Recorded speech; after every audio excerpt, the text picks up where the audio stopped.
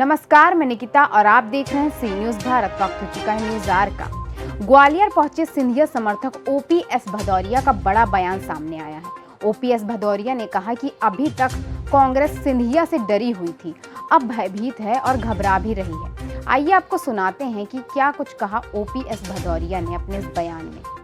50 से ज्यादा कर देना भैया 2023 में, तो मैं अपने हाथों से खुद राजभवन का मुकाबला कर लूंगा। ये स्थिति बीजेपी की हो गई। बीजेपी से दलित मुस्लिम सपोर्ट छिटक गया। मैंने बरैया जी का वो बयान देखा है और आखिर में उन्होंने ये नहीं बताया कि वो काला रंग कांग्रेस पार्टी की तरफ से ले आएंगे या हमसे गिफ्ट में चाहेंगे। उनका मुंह काला करना तय है, पर वो ये तय करना कि कौन से रंग का उपयोग वो करना चाहेंगे। जिस तरह से, हाँ बिल्कुल मैं गिफ्ट करूंगा।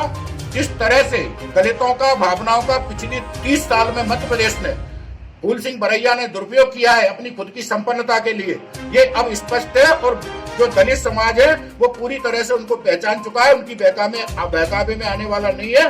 2023 के चुनाव में दलित समाज पूरी तरह से भारतीय जनता पार्टी के पक्ष में मतदान करेगा, ये निश्चित है। ऐसे लोगों को अगर बना दिया है, कैसे बना दिया? अपराध प्रबंधी कांग्रेस सदैव अपराधियों को संरक्षण देती है, नहीं बीजेपी ने बनाया, उनको प्रोत्साहन देती है।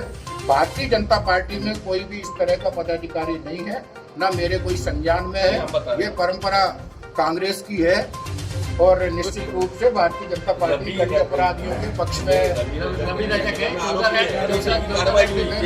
मुझे जानकारी इस बारे में नहीं है। जब बात मेरे संज्ञान में आई है मैंने उसकी जानकारी। इसके बाद गोविंद सिंह जी ने बड़ी बात कही है कि दूसरे सिंधिया अपने सामान्य से कार्यकर्ता की से हार जाते हैं, तो वो कैसे, उनके लिए तो कोई बात ही नहीं। बराबर से मैं कहना ये चाहता हूँ कि अभी तक कांग्रेस सिंधिया जी से डरी हुई थी, अब वो भयभीत और घबराहट में है। और एक और बात का मैं रहस्य उद्घाटन करना चाहता हूँ कि सिंधिया जी को हराने का षड्यंत्र वो तत्कालीन कांग्रेस सरकार के मुख्यमंत्री भवन में मुख्यमंत्री कमलनाथ जी के नेतृत्व में हुआ था, क्योंकि वो ये चाहते थे, क्योंकि सिंधिया जी उनके लिए बड़ी चुनौती थे और वो नहीं चाहते थे कि सिंधिया जी जैसा लोकप्रिय व्यक्ति चुनाव जीते। मुख्यमंत्री भवन से अन्य प्रदेश के नेताओं को पैसा देकर के बुलाया गया और सिंधिया जी के खिलाफ षड्यंत्र किया गया। अगर गोविंद सिंह जी को हार जीत की चिंता है तो वो राहुल बाबा की चिंता करें, जो खुद भी चुनाव हारते हैं और उनके नेतृत्व में पूरी पार्टी एक क्षेत्रीय दल से भी छोटा दल बन के रह गई है। सिंधिया जी लोकप्रिय थे, लोकप्रिय हैं और लोकप्रिय रहेंगे। सिंधिया जी की पहचान सिर्फ इसलिए नहीं है कि वो सिंधिया परिवार में पैदा हुए, वो तो उनको विरासत में मिला ही है, पर सिंधिया परिवार की लोकप्रियता इस क्षेत्र और अंचल में जो उन्होंने विकास किया है, वो विकास और पूरे प्रदेश के प्रति उनकी जो विकास के प्रति लगन रहती है, वो उसका उनकी लोकप्रियता का मूल कारण है।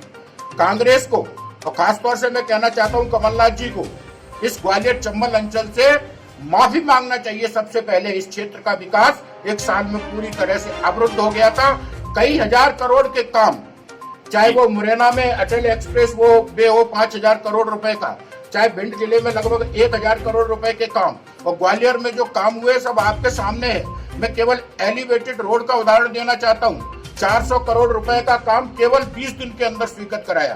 तो ये पहचान है सिंधिया जी की और ये काम करने का तरीका है सिंधिया जी का, जो उनको लोकप्रिय बनाता है और जो उनको जनप्रिय बनाता है। कुछ चुनौती है गोविंद सिंह जी, ऐसी चर्चा है। गोविंद सिंह जी मात्र एक विधानसभा के नेता हैं। सिंधिया जी को चुनौती देना तो पूरी कांग्रेस के बस में नहीं है।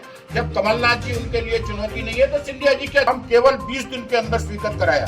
तो ये पहचान है सिंधिया जी की और ये काम करने का तरीका है सिंधिया जी का, जो उनको लोकप्रिय बनाता है और जो उनको जनप्रिय बनाता है। कुछ चुनौती है गोविंद सिंह जी, ऐसी चर्चा है। गोविंद सिंह जी मात्र एक विधानसभा के नेता हैं। सिंधिया जी को चुनौती देना तो पूरी कांग्रेस के बस में नहीं है। जब कमलनाथ जी उनके लिए चुनौती नहीं है तो सिंधिया जी के लिए दिग्विजय सिंह जी क्या चुनौती हो सकते हैं? गोविंद सिंह जी मात्र एक विधानसभा के नेता हैं। सिंधिया जी पूरे प्रदेश के और देश के नेता हैं, कोई मुकाबला नहीं है। गोविंद सिंह के लिए तो मैं ही काफी हूँ, सिंधिया जी की आवश्यकता नहीं गोपी है। जी, आप नगरीय प्रशासन विभाग देख रहे हैं, जो बुलडोजर चल रहा है वो बताया जा रहा है 15 साल पुराने अतिक्रमण है, उन पर कार्रवाई हो रही है। अभी तक क्या कर रही थी सरकार? सरकार पूरी तरह से जो शासकीय भूमि है उसको अतिक्रमण से मुक्त कराने के लिए और जो भू माफिया है उनको पूरी तरह से नेस्ता नाबूद करने के लिए और कांग्रेस के समय में जो अपराधियों ने अतिक्रमण कर रखे थे उन अतिक्रमण से शासकीय भूमि को मुक्त कराने के लिए प्रतिबद्ध है और इस दिशा में कार्यवाही पूरी तन्मयता के साथ सरकार कर रही है। 15 साल पहले तो शिवराज की सरकार थी। बस ये आरोप लगाता है कि आप चुन के या तो मुस्लिमों को टारगेट कर रहे हैं या कांग्रेसियों को टारगेट कर रहे हैं। कमलनाथ जी का ये आरोप एक तरह से दंगाइयों और अपराधियों को संरक्षण देने का कांग्रेस का जो मंशा है वो प्रकट करता है। कमलनाथ जी रतलाम में जाते हैं और जो लोग आतंकवादी गतिविधियों में संलिप्त हैं, जिनके अंतर्राष्ट्रीय आतंकवादियों से संबंध है, जब उनके खिलाफ कार्रवाई होती है तो कमलनाथ जी कहते हैं कि उनका जो नुकसान हुआ है उसका हम दुगना भरपाई करेंगे। आखिर कांग्रेस क्या कहना चाहती है? आखिर कांग्रेस क्या स्पष्ट कर देना चाहती है?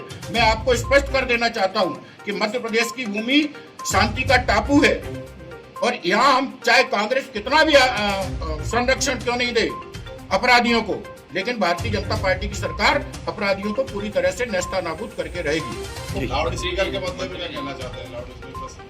लाउड स्पीकर का जो मुद्दा है उस पर सहमति बनाना चाहिए, पर निश्चित रूप से मैं आपसे पूछना चाहता हूँ कि 7-7 मंजिल ऊंची मस्जिद पे नमाज लगा के नमाज पढ़ने से कौन सा अल्लाह खुश हो जाएगा? क्या लाउड स्पीकर लगाने से अल्लाह खुश होते हैं? ये गलत प्रक्रिया है उत्तर प्रदेश में। ग्वालियर से सी न्यूज़ संवाददाता योगेश बिसारिया की रिपोर्ट। फिलहाल के लिए इस खबर में बस इतना ही। देश और दुनिया की तमाम खबरों के लिए देखते रहिए सी न्यूज़ भारत।